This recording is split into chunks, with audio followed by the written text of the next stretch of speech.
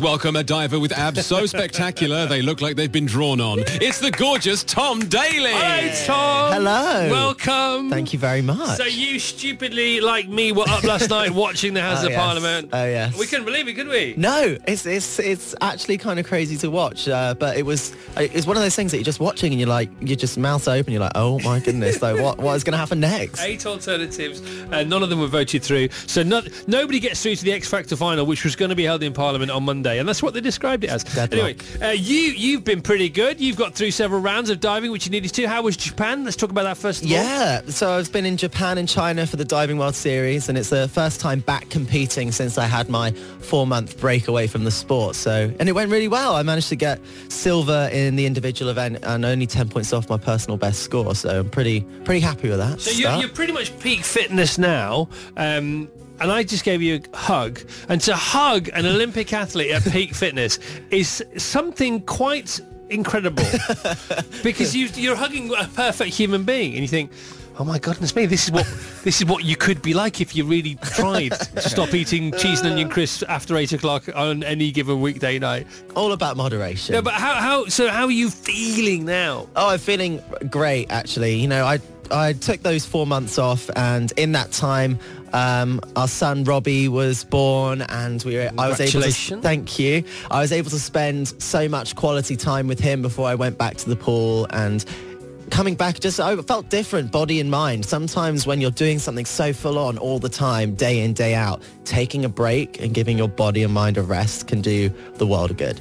So, Tom, Yes. I've kind of known you since you were 13 in Beijing when you made your Olympic debut, and I've been commentating on you for years and years and years. And as you know, I'm a huge fan. The thing is with divers, you're talking about hugging Tom and divers and gymnasts, talking about perfect human beings. I mean, they sort of are, and divers have that extra thing.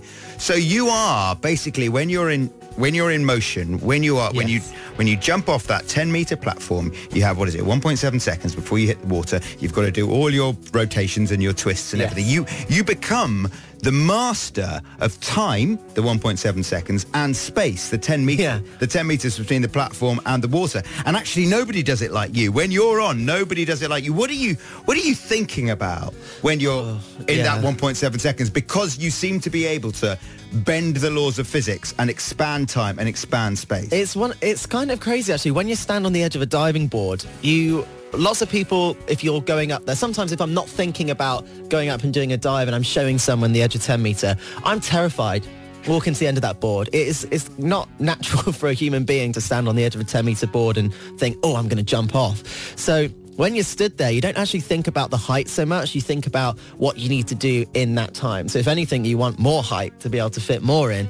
But when we're spinning around, like a dancer would spot a wall if they're twisting like on the spot, we spot the water. So we have to keep our eyes open and look out for where we are, so that when we come out of our dive, we can see the water and make minor adjustments with our arms or with our legs or with our body position to try and go in vertical. So it just feels like you're going through in slow motion, really. So a bronze medal in London 2012, and I remember the whole team jumping in the pool. That was fantastic. Then Rio, when in the qualifying round, there were 2 rounds before the final. The qualifying round, you were by far better than anyone else in the world, and that must have been some of the best diving you've ever done. Yeah, it was close to my personal best, and at the time it was the Olympic record, annoyingly. Yeah. You were right on it. And then in the semi-final, something happened, and you didn't get through to the final, and it was difficult to watch, actually, and obviously it was difficult, and I saw you afterwards. Yeah. And it was a hard time, but I did say on air, look, Tom, if anyone's life is a film, it's Tom's life, and this has to be the low before the big high in Tokyo. I mean, Rio was one of the hardest things that I've ever had to deal with, because it's something that you build up you get one shot every 4 years, and I felt like I was in peak physical and mental condition, and sometimes you just wake up on a day and just something doesn't click and something doesn't happen, and there isn't any real explanation for it, and you can keep looking and you can keep trying to find ways of, oh, maybe if I'd done this, maybe if I'd done that, but sometimes things just don't go your way, and that's the beauty and also the pain of sport at the same time. But yeah, I guess it gave me that real hunger to want to come back and do something better and do something that I know that I was capable of. So, in the World Championships the year after, I managed to come back with a win, and going into 2020 for the Olympics next year, we've got to qualify this year, but it is something that I'm very excited about. And now, as a parent, it's changed my perspectives on everything. And the little things that I used to find stressful and that used to annoy me no longer do. I look more at the bigger picture. You know how Chris Mears, who won gold in Yes. Rio, had that empty picture frame in his flat for the picture of him winning the gold medal. Really? You should get an empty picture frame in your flat for you holding Robbie on top of the podium in Japan. Yeah, imagine. Yeah, no, that'd be quite special. But I'm one of those people that if I did that, I think I would think about it too much. And I like to stay in the moment and focus on the process of what I'm doing. If I start getting too far ahead of myself, I think that's when I can start making mistakes. How is Robbie doing? Oh, he's doing great. He's teething at the moment. So he is like hands in his mouth, rubbing around on his gums. And bless him. He's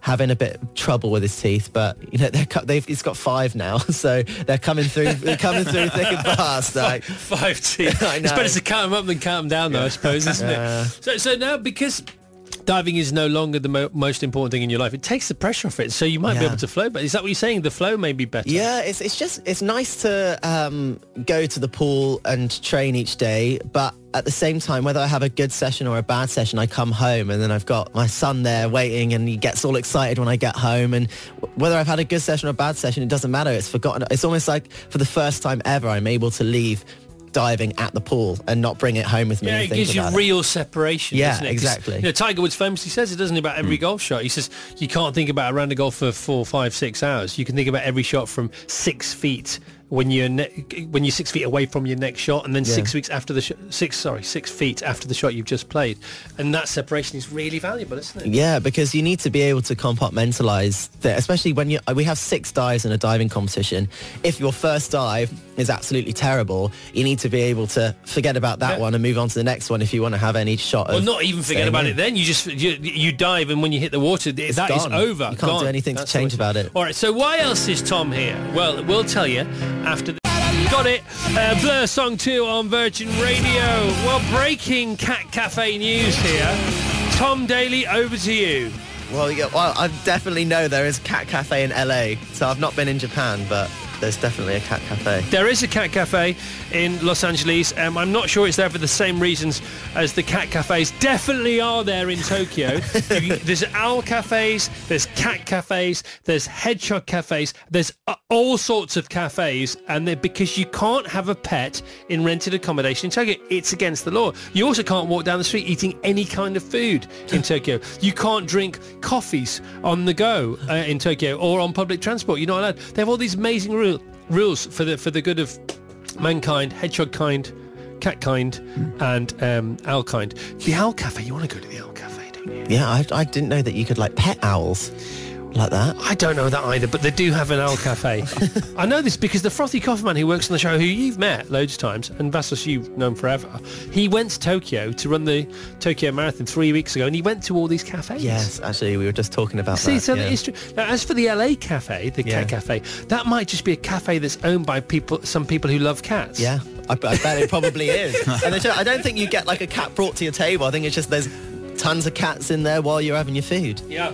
They probably try and steal it. Are they really cool cats because it's Los Angeles? Well, I actually have not been. I've just seen it on Instagram. Really? So, yeah. Okay, all right. Let's talk finally now about your Tom Daly's Diving Academy. So how many are there? How can people get involved? What happens when you get there?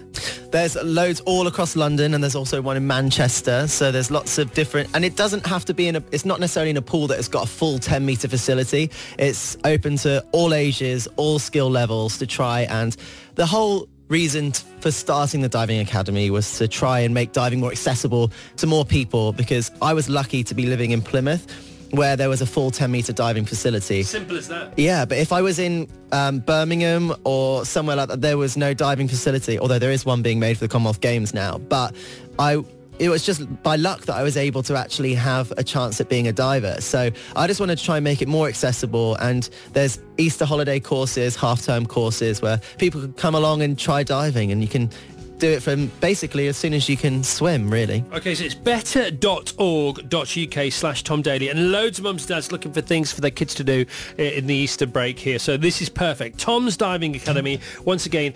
better.org.uk/Tom Daly. Now, Tom, you live around here. Yes. Do you recommend it as somewhere for us to get, for Vas and I to get a flat together? I love this area, like so much, like Bankside and all of Southwark. It's great. Yeah, I love it. So you're our neighbour. Yeah, exactly. But it's lovely to see you. Good to see you too. Thanks for having Can I me. have one more hug before you go? Yes, of course.